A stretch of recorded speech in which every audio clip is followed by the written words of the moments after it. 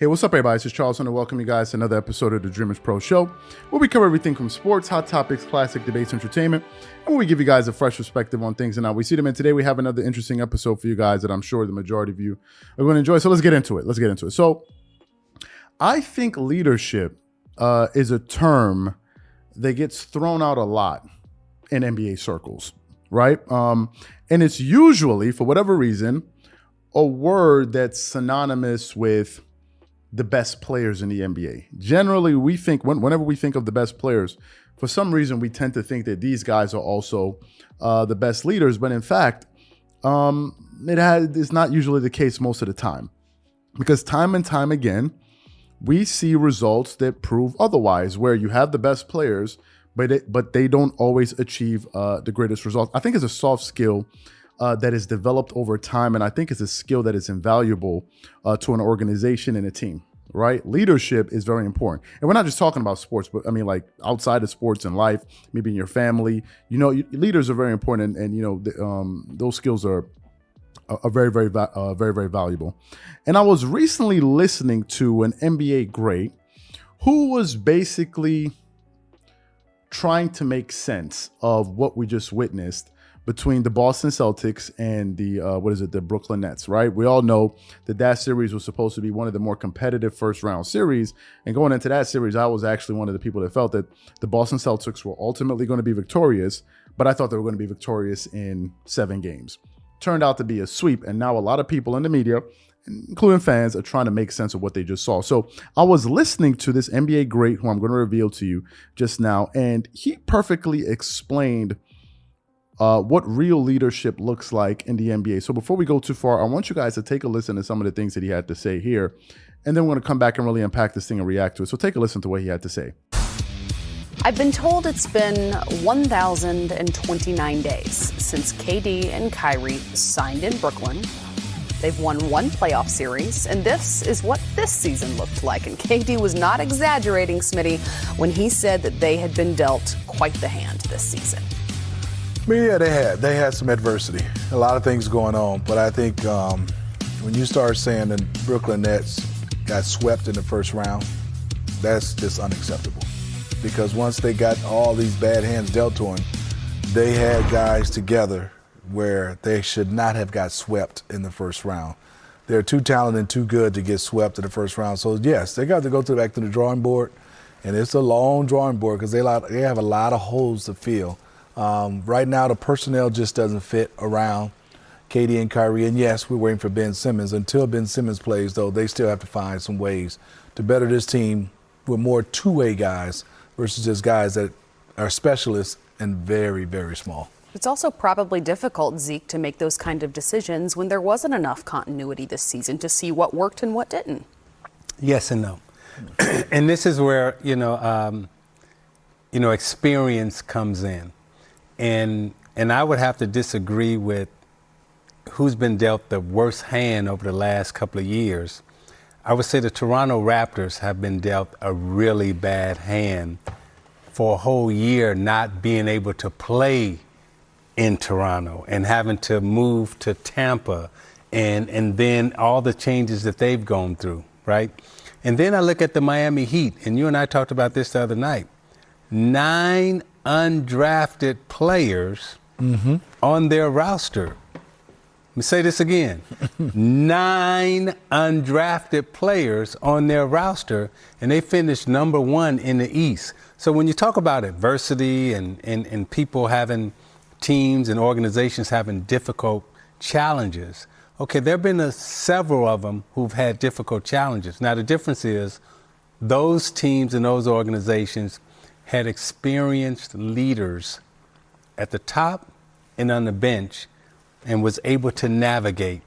What we saw here in Brooklyn is that lack of experience in terms of dealing with that adversity that was hitting. They didn't handle it as well as the Miami Heat handled it and the Toronto Raptors handled it. Now, I think he brings up some very interesting points, right? I think this is a great discussion. What he said made me realize there's a whole lot more that goes into an NBA team as far as like an NBA season.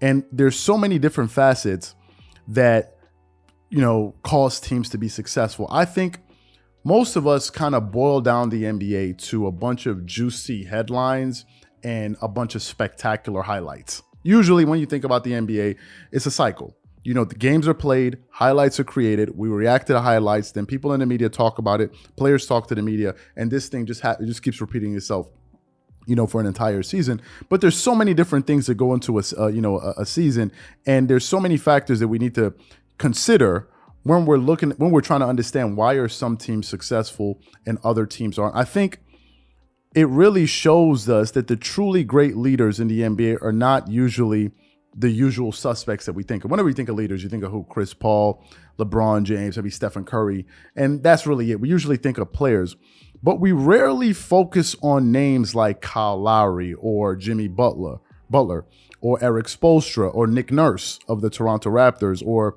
Tyronn Lue or Giannis Antetokounmpo or Draymond Green or Greg Popovich or Masai Ujiri or Lawrence Frank, the GM of the Clippers, and a plethora of other assistant coaches and executives. And what Isaiah Thomas was saying there, for those of you who don't know, was really starting to make me think about this thing in a more complex way. It's not just, it's the best player and then the best player leads the team to the championship. No. And I think that he makes some good points. For example, my favorite player is Kawhi Leonard. Y'all know this. But when we're thinking about the best leaders in the NBA, I don't think it's Kawhi Leonard. I think the leader, for example, on that Clippers team is their coach. I think he's their best leader. And in this case, they have one. And it's proof because the Clippers were able to stay above water this season and at least make it into the play-in tournament, right? They didn't have their best players. Paul George only played about a quarter of the season, and Kawhi Leonard didn't play any games whatsoever. But nevertheless, they were still able to flourish. But if you look at the team like the Lakers, for example, they had a lot of talent. But for whatever reason, they just couldn't seem to extract success from all of those different pieces that they had on the court. Right. And a lot of people at the end of the season were left trying to pick up the pieces. What's going on with the Lakers leadership? Is there any leadership? What's the leadership structure? Is it the coach? Is it the owner? Is it her friends? Is it LeBron? Is it the clutch sport? There were so many different question marks, which I think lends credence to the point that Isaiah Thomas was making. And I think he makes a fantastic point. And he really made me think that in order for teams to be successful, you need a mixture of smart players or players that have, players that can play, but also have some level of leadership. You need some good coaches that know what the hell that they're doing out there. And you need executives in the front offices to make sure that they put these things together, whether it's through drafting players, trading players, roster construction, your general manager, and all of these different things. So there are all of these different moving parts that need to work in unison. And if they don't, you're going nowhere. Look at the Brooklyn Nets. They're a perfect example of this. They had a very talented roster with very talented players, quote unquote, the two most skilled players or the most skilled duo in NBA history. But the Nets proved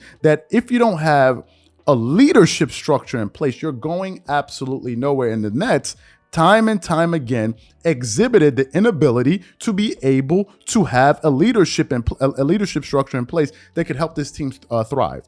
The Nets were moving from one blunder to the next. If you think of the situation with Kyrie, first they told him you can't be a part-time player. You got to go home. Until you decide that you want to get vaccinated and be 100% committed to this club, you can't play. Then all of a sudden they changed their position. And they say, no, you can play half the games. And then you looked at all of the different, and then they went out there and traded for Ben Simmons. Who the hell in their right mind would try to trade for Ben Simmons after the guy showed you no ability to want to get better? He's content with just plateauing, and the guy doesn't really seem to like he wants to be somebody that really improves his basketball game. You go get this guy and bring him to your roster, and you put him with those pieces. You don't have a traditional leader on the floor in Kevin Durant or Kyrie Irving. To me, it didn't make any sense, right? But nevertheless, that's what they did, and it made me think about, to close here, when the Los Angeles Lakers ended up trading Trevor Ariza, I believe it was. Yeah, I think they traded Trevor Ariza for Ron Artest, Metta World Peace. And at the time, but before that, Ron Artest and Kobe Bryant had a spat on the court. I think it was in the Western Conference semifinals. I think it was the Western Conference semifinals.